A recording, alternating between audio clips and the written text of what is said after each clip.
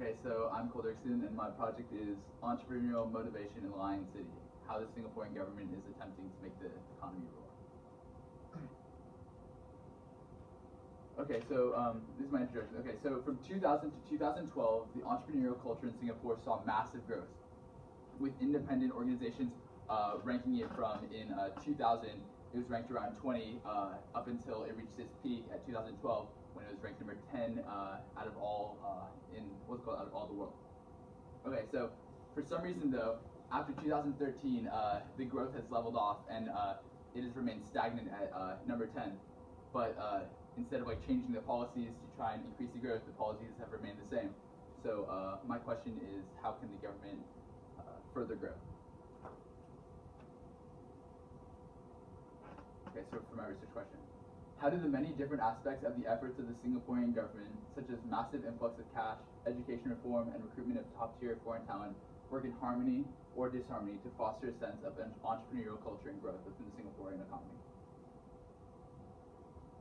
Okay, so this is my working thesis. Due to the extreme risk-averse culture, lack of emphasis on entrepreneurial skills and education, and a lack of accessible funding through governmental programs, the Singaporean's entrepreneurial system has reached its ceiling. Okay, so for my method and approach, I chose a comparative analysis in which I would gather a lot of prior interviews done with important business officials, CEOs, entrepreneurs, and I gathered about 37 of them. And in this data, I was looking for quantitative data.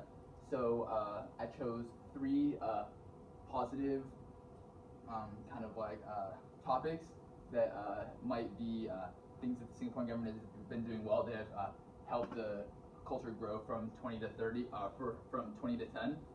And I was also looking at 4 negative topics that might have led to this stagnation and stopped the growth at 10.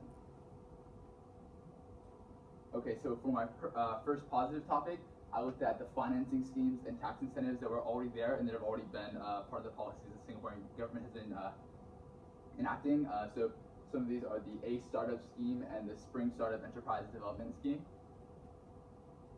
My next one was talent availability and the bringing in of foreign talent. And my third positive was education. And so for my negatives, I also did on the opposite. So I thought that some people would think it was education was sufficient enough, but then I also thought that some people might view it as a negative. So I did not enough focus on education. And here's some of the quotes that some of the entrepreneurs gave. Clinical studies have shown that education is one of the critical factors for fostering entrepreneurship. And going off this, Ronald Lee, the managing director of Prime Staff Management Services, which is a big company in Singapore, said, to create an entrepreneurship culture, we need to look at the root, the schools. While the journey of an entrepreneur is certainly not for everybody, the education system should offer more diversity and choices for our young to be cultivating an entrepreneurial mindset. My third negative is Singapore was not connected enough to the global economy, and it was too local in the region. And my fourth is that Singapore does not attract enough foreign talent or venture capitalists. And my last one was focusing on the risk-averse culture of Singapore. And so a quote by Kenny Yap Kim Lee, the executive chairman and managing director of Chin Hu. Of course, in an unforgiving environment, Asian society's attitude towards failure, causing people's sense of well-being to plummet when they fail, is detrimental to promoting entrepreneurship. Okay, so here are my results and findings. Okay, so for my method and for my comparative analysis, I basically just read through all the interviews, and I would just count the number of mentions to the positives and also to the negatives.